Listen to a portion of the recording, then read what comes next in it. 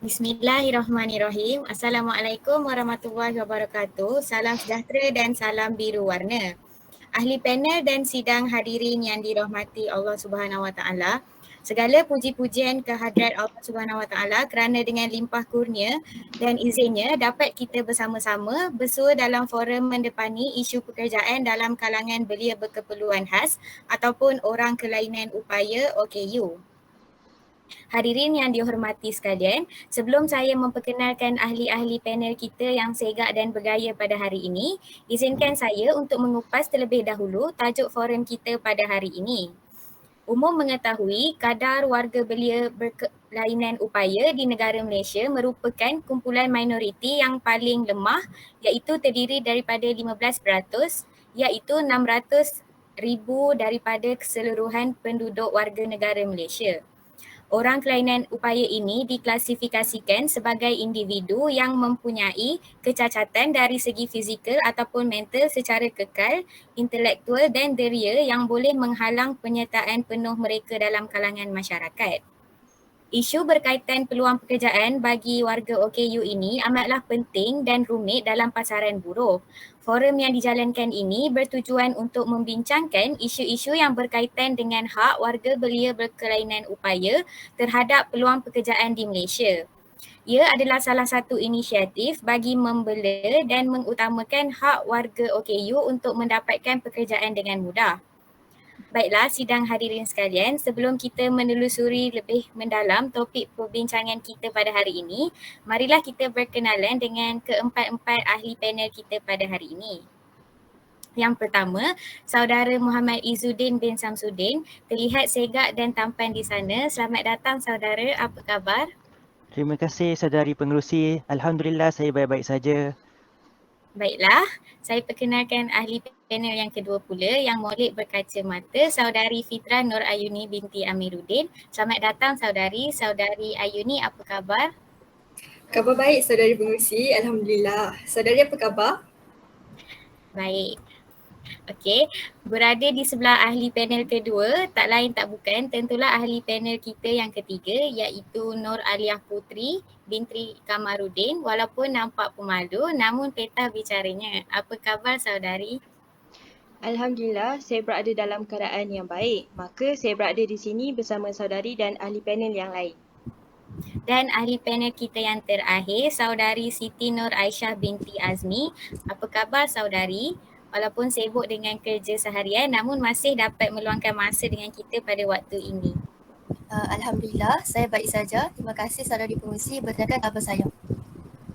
Okey, usai salam perkenalan daripada semua ahli, kembali kita kepada topik forum kita tentang isu pekerjaan dalam kalangan belia berkeperluan khas ataupun OKU. Sidang hadirin sekalian, apakah pandangan hadirin tentang isu golongan ini yang susah untuk mendapatkan kerja? Okey, bismillahirrahmanirrahim. Terima kasih saudari pengerusi. Assalamualaikum dan salam sejahtera kepada sidang hadirin yang dihormati.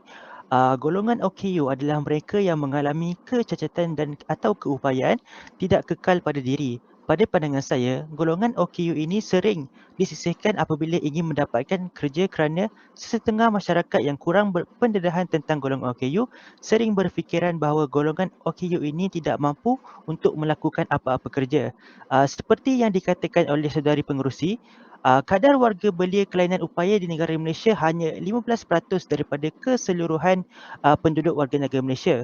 Ternyata tidak ramai golongan yang kurang upaya jika dibandingkan dengan golongan normal. Tetapi ini tidak bermakna hak mereka perlu dinafikan. Dan bagi saya, golongan OKU ini sebenarnya hanya mahu dan berhak untuk dilayan sama rata seperti orang lain juga dan bukannya dikategorikan sebagai individu yang tidak berdaya dan tidak mampu memperoleh pekerjaan. Okey, itu saja perkongsian daripada saya setakat ini. Mungkin ahli panel lain boleh menambah apa yang saya cakap. Maafkan saya saudari pengerusi, bolehkah saya berkongsi pandangan saya juga? Terima kasih saudari pengerusi. Saya amat bersetuju dengan pendapat yang diberikan oleh panel pertama dan saya merasakan bahawa masyarakat hari ini perlulah mengubah sikap dan memberi fokus kepada keupayaan golongan OKU dan bukannya kekurangan ataupun ketidakupayaan mereka bagi membantu warga OKU Malaysia untuk mendapatkan hak untuk hidup seperti orang normal. Hal ini kerana tidak ada seorang pun manusia di dunia ini ingin dilahirkan cacat. Tetapi realitinya, mereka tidak dapat menolak ketentuan takdir. Jadi, tidak adillah jika golongan OKU ini ditindas terutamanya apabila dalam mendapatkan pekerjaan. Melalui aspek kesamarataan hak OKU dalam pekerjaan, bilangan OKU yang berjaya mendapatkan pekerjaan di sektor awam dan sektor swasta adalah kurang memberangsangkan. Walaupun mereka ini hanya golongan minoriti, pihak yang terlibat haruslah prihatin dalam menjalankan tanggungjawab bagi menyediakan keperluan kepada golongan kurang upaya ini. Sekian sahaja daripada saya. Terima kasih. Okey, baiklah. Terima kasih atas penjelasan yang diberikan tentang pandangan tentang isu ini. Saya juga bersetuju bahawa golongan ini berhak untuk mendapatkan hak yang sama rata. Mereka harus meneruskan kelangsungan hidup seperti masyarakat yang lain tanpa bergantung kepada mana-mana pihak. Oleh itu, izinkan saya untuk bertanyakan soalan, apakah contoh cabaran yang sering dihadapi oleh golongan berkeperluan khas ini, khususnya di Malaysia? Silakan ahli panel kedua untuk menjawab soalan ini. Terima kasih saudari pengerusi kerana memberi peluang kepada saya untuk berkongsi pendapat. Sidang hadirin yang dihormati, cabaran yang dihadapi oleh golongan OKU dalam menepani isu pekerjaan ini adalah disebabkan oleh sikap negatif sesetengah masyarakat yang sering mendiskriminasi keupayaan golongan kurang upaya, di mana mereka mempunyai satu pandangan stereotip yang merasakan bahawa golongan kurang upaya banyak kekurangan seperti tidak menguasai kemahiran sosial, kemahiran fizikal. Dalam kata lain, mereka mempertikai kebolehan golongan OKU ini. Hal ini kerana apabila seseorang OKU datang menemuduga, dalam fikiran penemuduga pasti mempunyai 1001 persoalan yang negatif tentang kebolehan yang ada pada golongan ini. Contohnya, bolehkah dia lakukan kerja ni? Bagaimana dia nak terima arahan dan sebagainya. Masyarakat sering merasakan bahawa golongan OKU tidak mampu untuk berdikari dan bertanggungjawab dalam mengurus diri mereka sendiri. Jadi sekiranya golongan OKU memperoleh kerja, masyarakat menganggap bahawa golongan kurang upaya tidak mampu mengikut arahan yang diberikan semasa kerja nanti. Oleh itu, golongan kurang upaya ini tidak mempunyai peluang untuk mendapatkan kerja disebabkan pandangan stereotip sesetengah masyarakat yang sering memandang rendah terhadap keupayaan golongan OKU. Itu sahaja. Terima kasih kembali kepada saudari pengerusi untuk meneruskan forum. Okey, terima kasih saudari Ayuni atas jawapan yang dilontarkan sebentar tadi.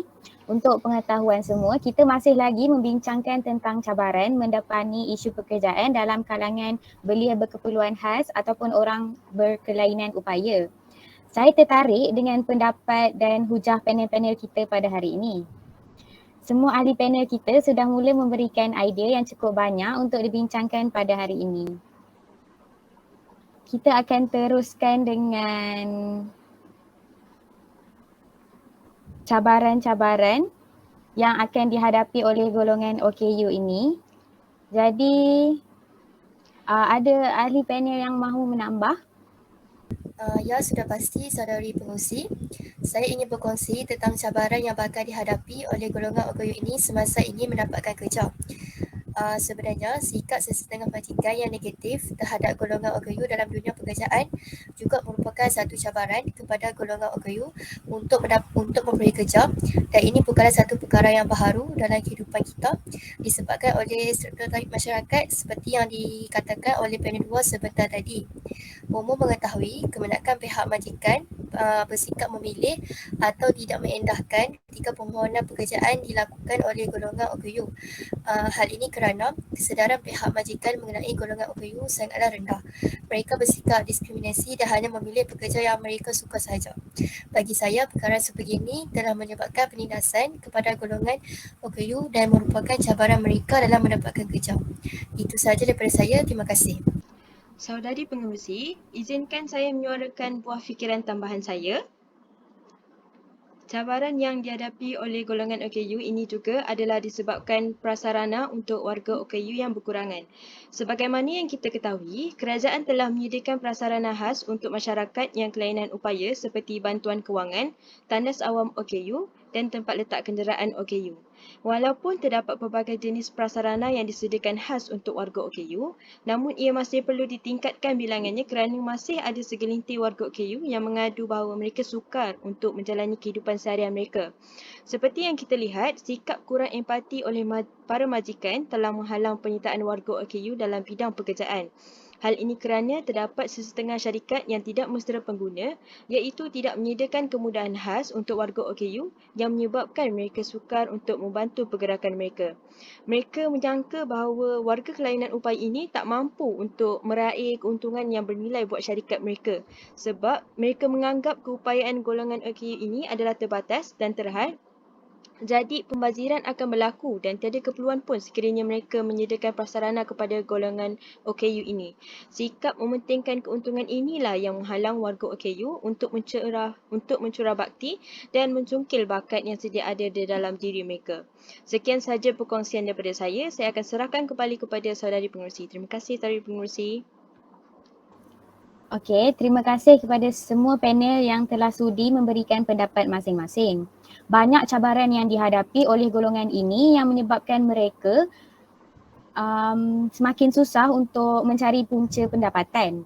Saya yakin jika masyarakat kita diajar untuk menghargai golongan istimewa ini, sudah semestinya isu ini dapat dikurangkan. Jadi pada pendapat panel-panel sekalian, apakah cara yang boleh kita lakukan untuk membanteras isu ini daripada berlaku? Saudari pengerusi, izinkan saya untuk memberi pendapat mengenai strategi yang boleh dilakukan dalam membanteras penindasan ke atas golongan OKU di dalam alam pekerjaan ini.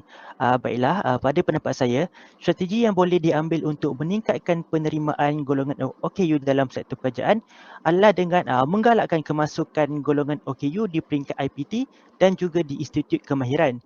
Hal ini kerana hanya segelintir sahaja golongan OKU yang dapat diterima menyambung pelajaran ke peringkat universiti atau institut kemahiran disebabkan pandangan stereotip masyarakat yang sering mempertikaikan keupayaan OKU dalam menguruskan diri dan berdikari.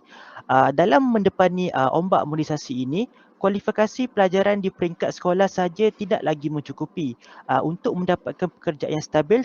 Secara logiknya, sijil di peringkat sekolah seperti SPM ataupun PMR hanya mampu membantu golongan ini mendapatkan pekerjaan gaji minimum yang tidak mampu menampung kos sara hidup. Tambahan lagi, pelanjutan pengajian di universiti mampu melahirkan golongan OKU yang berintelektual di mana mereka mampu bersaing di peringkat yang lebih besar.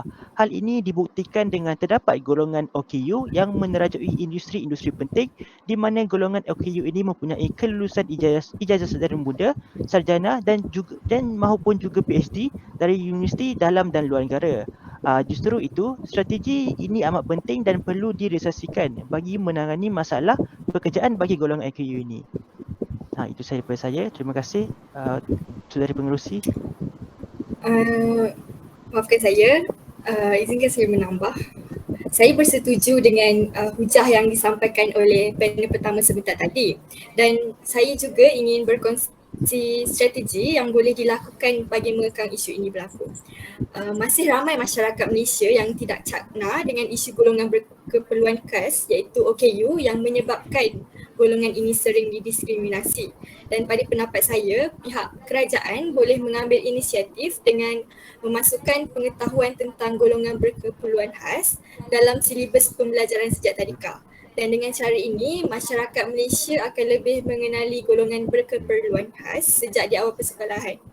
Bak kata pepatah, melentur buluh biarlah dari rebungnya.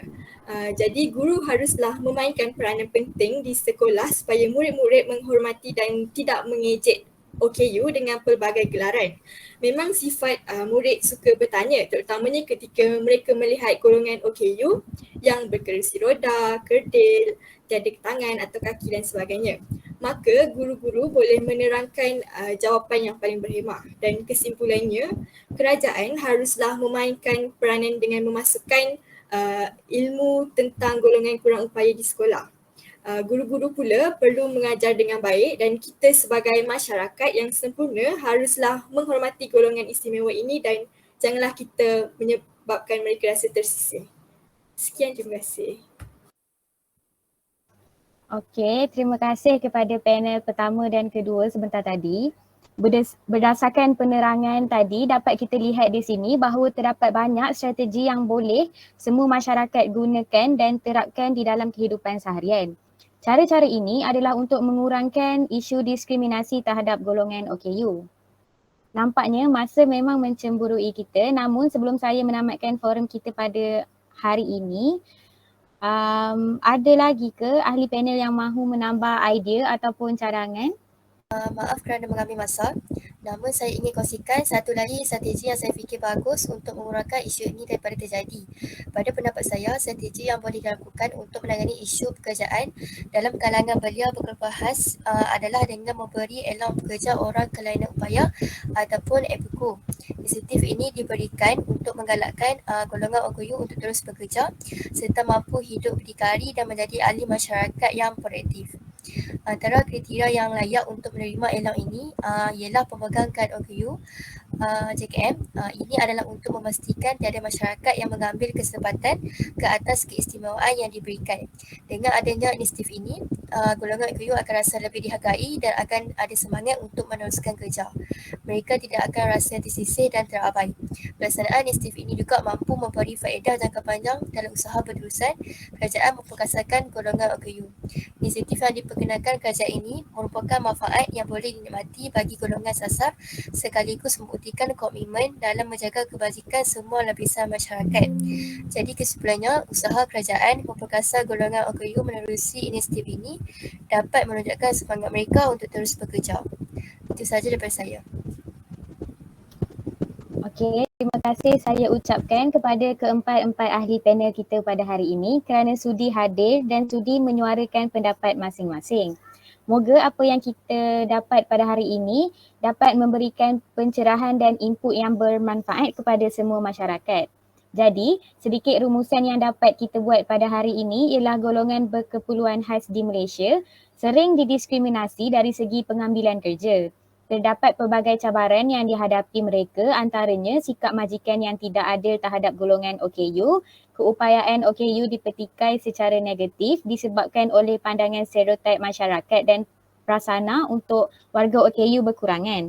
Namun, isu ini masih tidak terlambat lagi untuk dibendung dengan cara menggalakkan kemasukan golongan OKU di Institut Pengajian Tinggi dan Kemahiran, memasukkan ilmu dan pengetahuan tentang golongan berkeperluan khas dalam silibus pembelajaran sejak di tadika dan memberikan elan pekerja orang kelainan upaya ataupun EPOKU.